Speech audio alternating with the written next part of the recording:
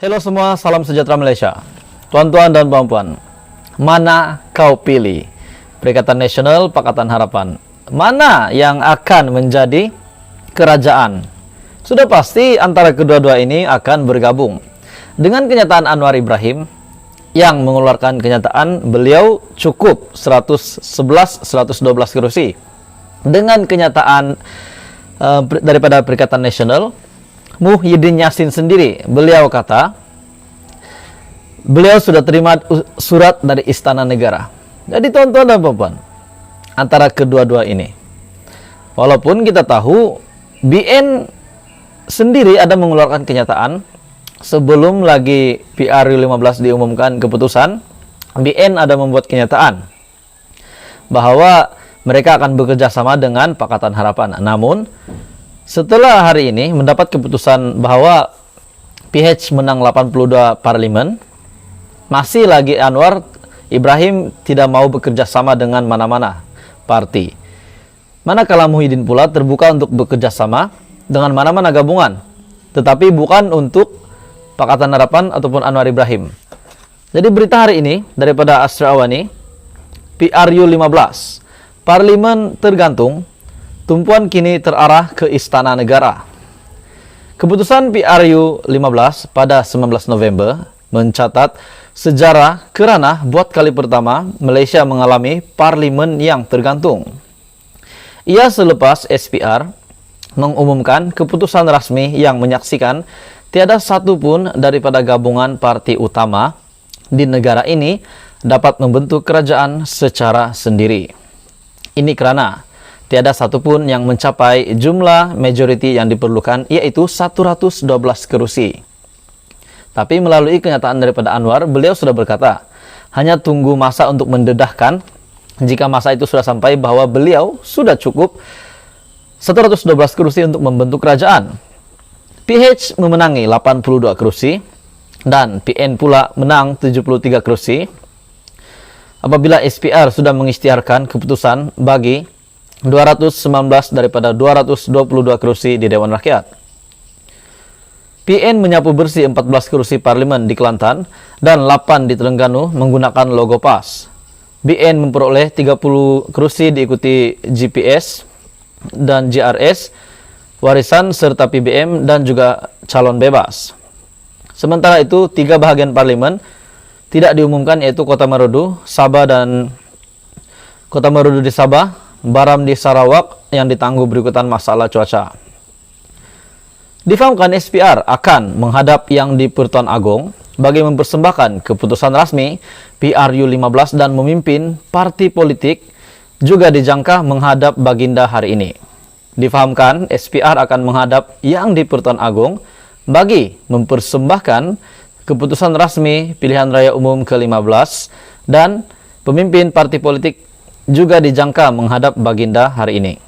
Sesulan itu, Yang di-Pertuan Agong mempunyai kuasa untuk memilih Perdana Menteri walaupun tiada gabungan politik dominan atau mendapat majoriti mudah selepas keputusan PRU. Maksudnya, antara Muhyiddin dan juga Anwar Ibrahim boleh menjadi Perdana Menteri walaupun belum terbentuk kerajaan. Yang di-Pertuan Agong mempunyai kuasa memilih Perdana Menteri walaupun tiada gabungan politik dominan atau mendapat majoriti mudah selepas keputusan PRU. Pemerhati politik berpendapat rundingan bagi membentuk kerajaan campuran boleh berlaku sebelum atau selepas Seri Paduka Baginda melantik seorang ahli Dewan Rakyat yang pada hemat Baginda mungkin mendapat undi kepercayaan majoriti ahli parlimen. Selepas pelantikan Perdana Menteri dibuat, rundingan bagi mewujudkan kerajaan campuran boleh diadakan melalui pembentukan kerajaan minoriti. Perdana Menteri yang dipilih oleh Yang di-Pertuan Agong, jika tiada gabungan politik yang dominan, boleh diuji sama ada mampu mendapat kepercayaan majoriti ahli Dewan Rakyat selepas dilantik. Mengikut perkara 40 dalam kurungan 2 dalam kurungan E, Perlembagaan Persekutuan, Yang di-Pertuan Agong mempunyai budi bicara melantik Perdana Menteri mengikut proses yang ditetapkan perkara 43 dalam kurungan 2 dalam kurungan E tanpa terikat dengan mana-mana konvensyen negara luar termasuklah Westminster. Jadi tuan-tuan dan puan-puan, Perdana Menteri boleh dilantik hari ini walaupun belum ada parti gabungan dominan, walaupun belum ada gabungan yang membentuk kerajaan. Jadi tuan-tuan dan puan-puan, Parlimen tergantung, tumpuan kini terarah ke Istana Negara. Kita nantikan apa update terkini PRU 15. Halo semua, selamat pagi, salam sejahtera Malaysia. Salam sejahtera tuan-tuan dan puan-puan.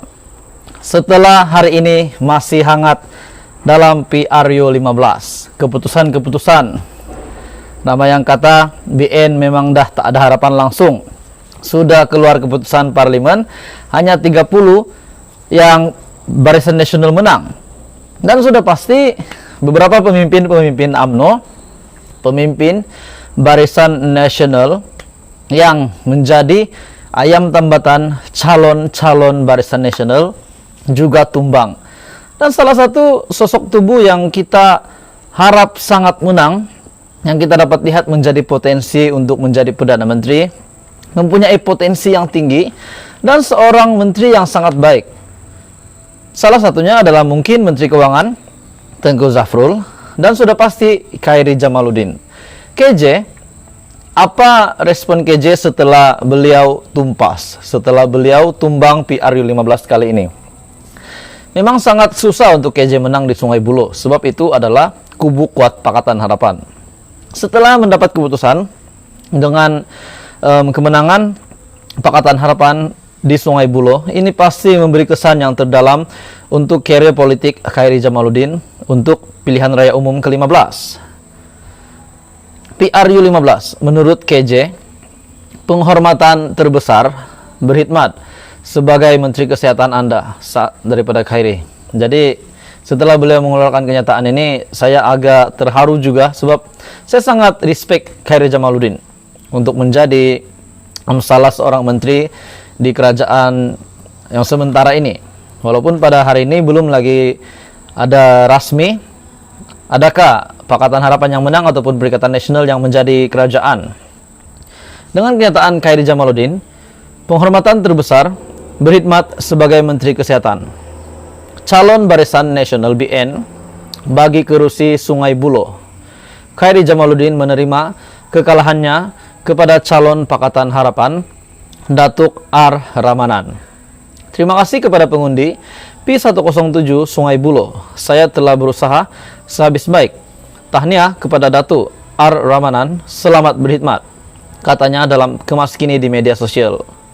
Khairy juga menyifatkan khidmatnya sebagai Menteri Kesehatan sebagai penghormatan tertinggi. Terima kasih kepada rakyat Malaysia.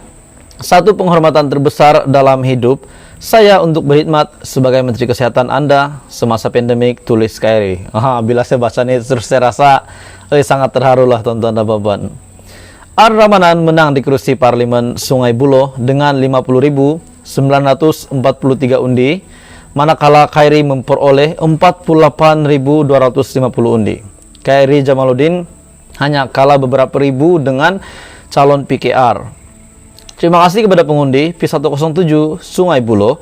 Saya telah berusaha sehabis baik.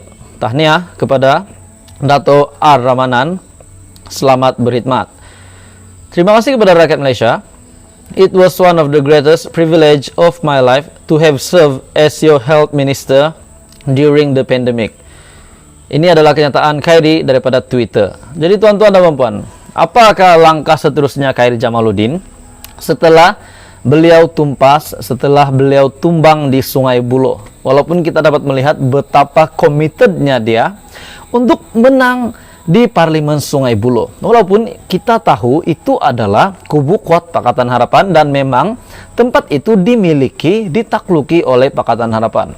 Namun setelah mendapat keputusan, Pakatan Harapan PKR Dato' R. Ramanan telah menang 50.000 plus undian dan KJ ketinggalan hanya beberapa ribu di belakang. Jadi tuan-tuan dan puan, apakah selepas ini Khairy Jamaluddin akan letak jawatan untuk karier politiknya, ataupun mungkin Khairy Jamaluddin akan masuk PKR? Itu menjadi tanda tanya untuk rakyat Malaysia.